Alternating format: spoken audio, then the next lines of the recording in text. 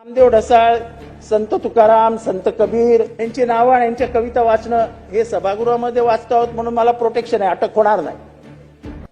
नामदेव ढसाळांची कविता मी सभागृहात वाचतोय म्हणजे मला अटक होणार नाही. पण कदाचित हीच कविता मी बाहेर वाचली तर मला गजाड चकते. कविता वाचतोय. रक्तात पेटलेल्या आघाडीत सूर्यांनो, तुमची आई बहीण आज विटंबली जाते हटाहटातून.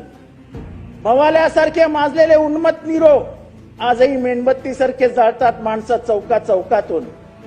कोरभर भाकरी पसाभर पाणी यांचा अट्टहास केलास तर आजही फिरवला जातो नांगर घरादारावरून. चिंतकाळलेले हात सळसळलेच तर छाटले जातात आजही नगरा नगरातून. रक्तात पेटलेल्या अगणित सूर्यांनो, किती दिवस सोसायची ही घोर नाकेबंदी. मरेपर्यंत राहायचं की असंच युद्ध कैदी. हे कोण म्हणालंय? हे मी म्हणालो नाही, नामदेव ढसाळ. तुमचा बेशरम अधिकारी काय विचारतो माहितीये? कोण नामदेव ढसाळ?